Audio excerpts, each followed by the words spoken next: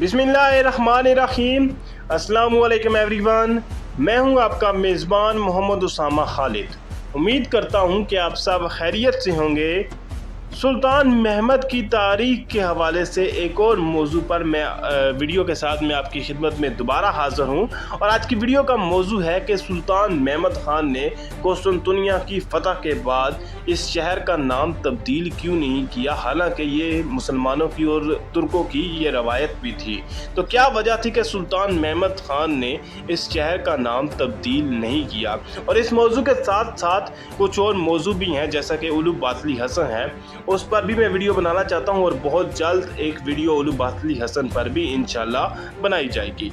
अब अगर बात की जाए कुस्तुनतुनिया के नाम के हवाले से, तो जैसा कि हमने इस सीरीज़ में भी देखा कि सुल्तान महमद ख़ान ने 2 दफ़ा इस बात का जिक्र किया है कि मैं कुस्तुनतुनिया का नाम फ़तह करने के बाद इस शहर का नाम जो है वो बेसिकली मैं इस्लामबोल रखना चाहता हूँ। लेकिन क्या वजह बनी कि सुल्तान महमद ख़ान ने नाम तब्दील नहीं किया। तो जैसा कि जितना मैंने इस बारे में सर्च किया उसमें मुझे यही चीज़ मिली है कि बेसिकली सुल्तान महमद ख़ान तो इस शहर का नाम तब्दील करना चाहते थे, लेकिन कुस्तुनतुनिया का नाम इतना मशहूर था कि अगर उसका नाम तब्दील किया जाता तो उस शहर के मतलब कि उस टाइम पे उस शहर की मतलब साख्त और शहर के नाम और शोहरत पर काफ़ी जो है वो समझौता करना पड़ता। और इसलिए कि ये कुस्तुनतुनिया का नाम ज़्यादा फेमस है तो उन्होंने उसी का अरबिक वर्जन यूज़ किया, जिसका नाम जो है वो कुस्तुनतुनिया है। और इसी नाम से सुल्तान महमद ख़ान ने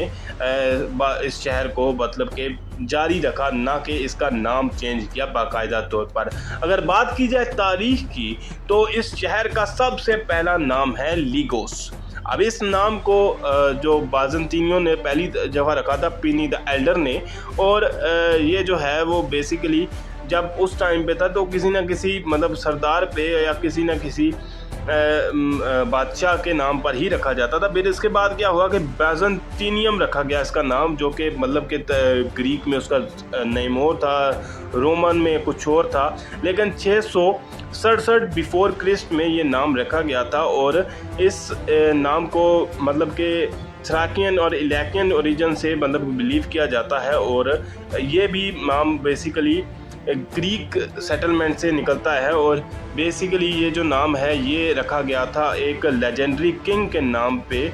और इस नाम के हवाले से मैंने मालूमात इस स्लाइड में ऐड कर दी हैं, आप इसको देख सकते हैं कि बाज़ंतीनियम नाम के हवाले से और क्या मालूमात हैं।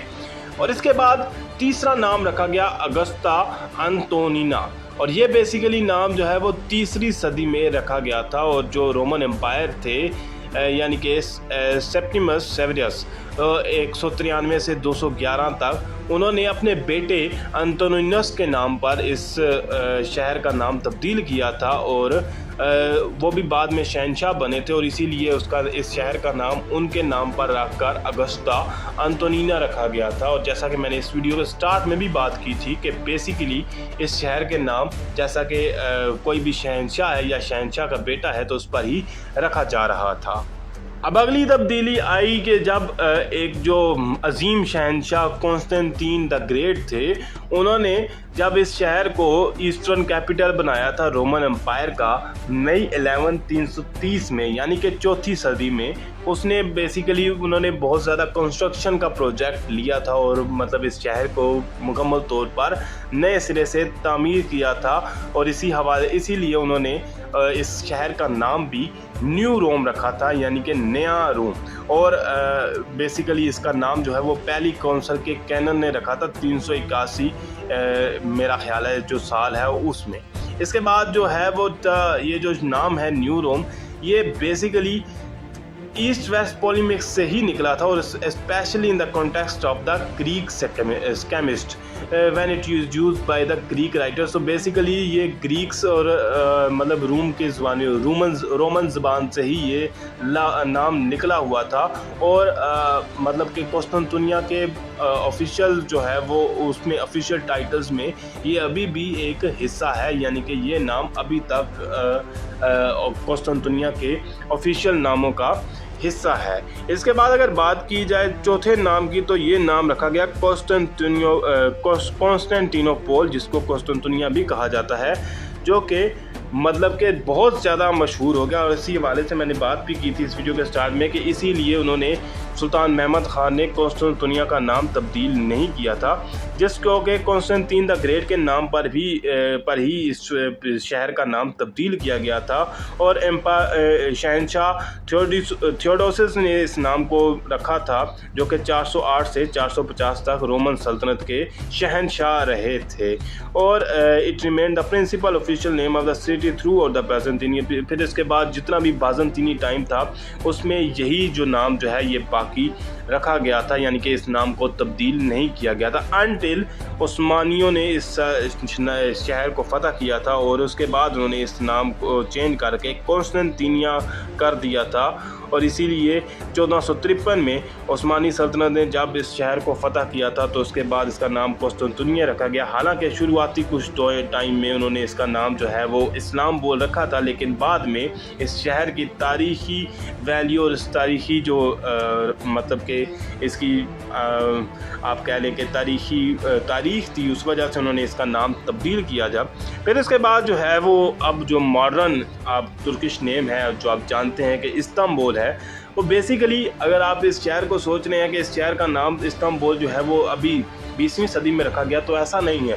बेसिकली इसका कॉन्सेप्ट 10वीं सदी से ही ले लिया गया था, जबकि उस्मानियों ने इस सल्तनत को फतह भी नहीं किया था। और इसको इस्तांबुल या इन द सिटी, मतलब जिसका मतलब इसका बनता है इन द सिटी, मतलब कि जो कि कॉन्स्टेंटिनिया का मतलब बनता था वही इस्तांबुल का मतलब बनता था, लेकिन तुर्कों ने अपनी मतलब ज़ुबान में इसको एक नाम दिया था और इस्तांबुल का नाम 10वीं सदी से ही सोच लिया गया था।